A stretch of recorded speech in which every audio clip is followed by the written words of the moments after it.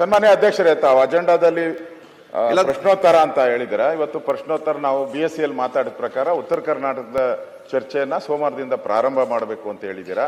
ಅದಕ್ಕೆ ನೀವು ಮೊದಲು ಉತ್ತರ ಕರ್ನಾಟಕದ ಚರ್ಚೆಗೆ ಅವಕಾಶ ಕೊಡಿ, ಕ್ವಶನ್ ಅವರ್ನ ಆಮೇಲೆ ತಗೊಳ್ಳಿ. ಆಮೇಲೆ ಪ್ರಮುಖವಾಗಿ ನಮ್ಮ ಇವರು ಪ್ರಿಯಾಂಕಾ ಖರ್ಗೆ ಅವರು ಮೊನ್ನೆ ಸದನದಲ್ಲಿ ವಿಜಯೇಂದ್ರ ಅವ್ರ ಮೇಲೆ 150 ಕೋಟಿ ಆಪಾದನೆ ಮಾಡಿದ್ದಾರೆ. ಆ ತರ ಮಾಡಬೇಕಾದ್ರೆ ಅವ್ರು ಮೊದಲೇ ನೋಟಿಸ್ ಕೊಡ್ಬೇಕು ನಿಮ್ಗೆ.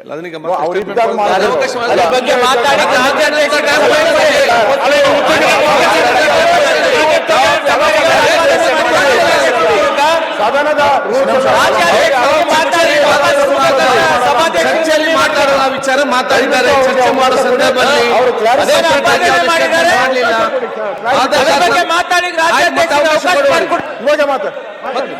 ಮತ್ತೆ ಕೊಡ್ತೇನೆ, ಮಧ್ಯಾಹ್ನ ಕೊಡ್ತೇನೆ.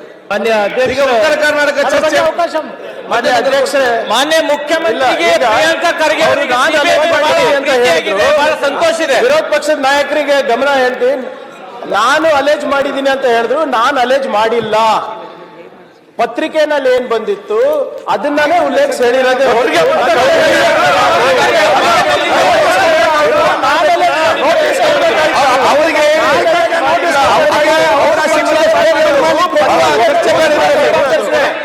ಚರ್ಚೆ ಬೇಡ, ನೀವು ಮತ್ತೆ ಮಾತಾಡಲಿಕ್ಕೆ ಅವಕಾಶ ಮಾಡಿಕೊಡ್ತೇನೆ.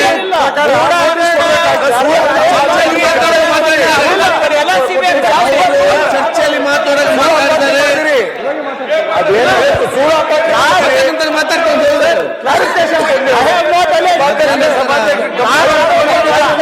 ಪಕ್ಷದವರು ಆರೋಪ ಮಾಡಿರೋದು ಈಗ ತಪ್ಪು ಸಂದೇಶ ಹೋಗ್ಬಾರ್ದಲ್ಲ ಸರ್.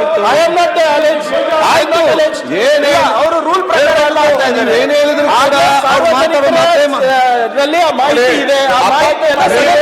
ನೀವು ಯಾವುದೇ ವಿಚಾರ ಮಾತಾಡ್ತಾರೆ. ನೀವು ಸಮಾಜ 2 ನಿಮಿಷ ಸ್ಟೇಟ್ಮೆಂಟ್ ಮಾಡಿ. ಉತ್ತರ ಕನ್ನಡ ಬಗ್ಗೆ ಚರ್ಚೆ ಇದೆ. ಈಗ ಮೊನ್ನೆ ಅವರು ಈ ವಕ್ಫ್ ಸಂಬಂಧಪಟ್ಟಾಗೆ ಚರ್ಚೆ ಮಾಡುವಾಗ ಚರ್ಚೆ ಸಂದರ್ಭದಲ್ಲಿ ಮಾತಾಡಿದ್ದಾರೆ.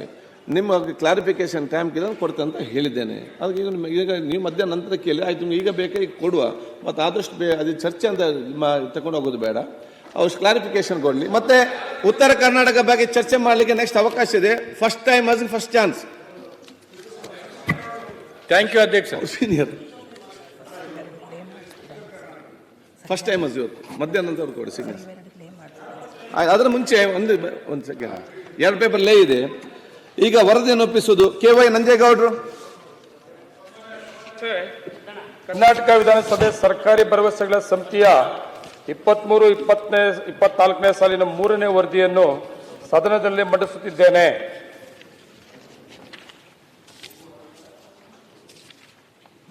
ಮಾನ್ಯ ಈಗ ಮಿಥ್ಯ ಕಾರ್ಯಕಲಾಪಗಳು.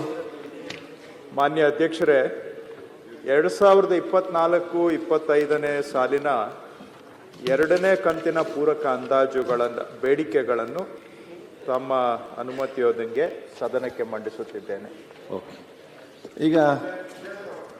ಈಗ ನಮ್ಮ ಏನದು ಅಭಿಜಯ್ ಕ್ಲಾರಿಫಿಕೇಶನ್ ಇಲ್ಲ, ಅವರು ಉತ್ತರ ಕರ್ನಾಟಕ ಚರ್ಚೆಗೆ ಅಲ್ಲ ಕ್ಲಾರಿಫಿಕೇಶನ್ ಉತ್ತರ ಕನ್ನಡ ಚರ್ಚೆ ಇಲ್ಲ ಕೊಡ್ತೇನೆ. ಕ್ಲಾರಿಫಿಕೇಶನ್ ಆಯ್ತು. ಇದರ ಡಿಸ್ಕಷನ್ ಅಂತ ಬೇಡ.